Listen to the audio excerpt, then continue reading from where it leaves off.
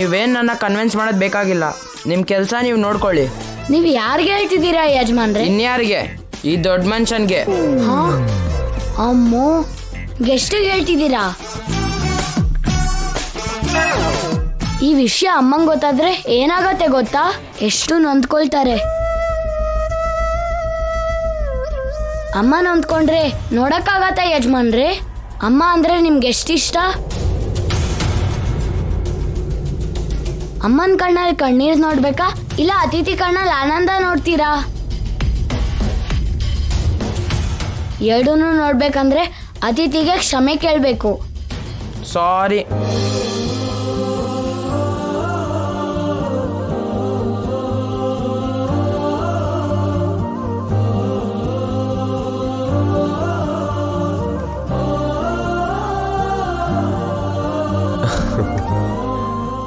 Thanks Keshava. ಏ ಕೇಶವ, ನಾನು ಎಷ್ಟು ಹೇಳಿದ್ರು ಕೇಳದಿದ್ದವರು ನೀನು ಬಂದು ಹೇಳಿದ ಕೂಡಲೇ ಸಾರಿ ಹೇಳಿ ಹೋಗ್ಬಿಟ್ರಲ್ಲ. ಏನೋ ನಿನ್ನ ಟ್ಯಾಲೆಂಟು. ಇದನ್ನ ಬುದ್ಧಿವಂತಿಕೆ ಅಂತಾರೆ ನಾಣಿ. ನಿನಗಿಂತ ಕೇಶವನೇ ಬೆಟರ್. ಇವನಿಗೆ ಜಗಳ ತಂದಿಡೋದು ಗೊತ್ತು ಅನ್ಕೊಂಡಿದೆ, ಜಗಳ ನಿಲ್ಸೋದು ಗೊತ್ತು ಅಂದಂಗಾಯ್ತು. ಇವನಿಗೆಲ್ಲ ಗೊತ್ತು. ನಿನ್ನ ಈಗೋ ಬಿಟ್ಟು ಇವನ ಹತ್ರ ಎಲ್ಲನೂ ಕಲಿ. ಹಂಗ ಹೇಳಿ ಅಂಕಲ್, ಎಲ್ಲ ನನ್ಗೆ ಗೊತ್ತು ಅಂತ ಪ್ರತಿಯೊಂದಕ್ಕೂ ಹೂ ಅಂತ ಬರೋದು. ಪರ್ಫೆಕ್ಷನ್ ಅಂತ ಪ್ರತಿಯೊಂದಕ್ಕೂ ಕರೆಕ್ಷನ್ ಹೇಳೋದು. 100 ಡೌಟ್ ಇಟ್ಕೊಂಡು ಕಷ್ಟ ಕೊಡ್ತಾರೆ. ಮೊದಲು ಅವ್ರನ್ನ ಅವ್ರು ಸರಿ ಮಾಡ್ಕೊಳಕ್ ಹೇಳಿ. ಏಯ್, ಅವಕಾಶ ಸಿಕ್ತಲ್ಲ ಅಂತ ಚಾಡಿ ಹೇಳ್ತಿದ್ಯಾ? ಹೋಗು ಹೋಗು ಮೂರ್ಖ ಶತಮೂರ್ಖ. ಏಯ್ ಏಯ್ ಮೂರ್ಖ.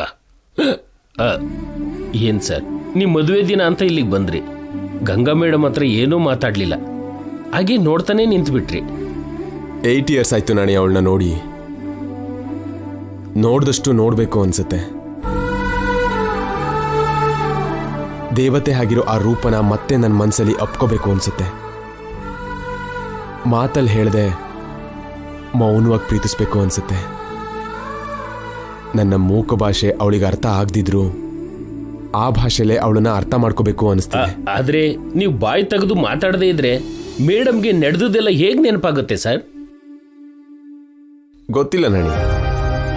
8 ವರ್ಷದ ಕೆಳಗೆ ನಮ್ಮ ಅಮ್ಮನ ಹಾಗೆ ಕಾಣ್ತಿದ್ದ ನನ್ನ ಗಂಗಾ ಈಗ ಪುಟ್ಟು ಮಗು ಹಾಗೆ ಕಾಣ್ತಿದ್ದಾಳೆ. ಆಗ ನನ್ನಮ್ಮ ಆದ ಗಂಗಾ ಇವತ್ತು ನನ್ನ ಮಗಳ ಹಾಗೆ ಅನಿಸ್ತಿದ್ದಾಳೆ. ಕಟ್ಕೊಂಡು ಹೆಂಡ್ತಿನ ಅಮ್ಮನಾಗಿ ಮಗಳಾಗಿ ಪ್ರೀತಿಸೋದು ನಿಮ್ಗಷ್ಟೇ ಸಾಧ್ಯ ಸರ್.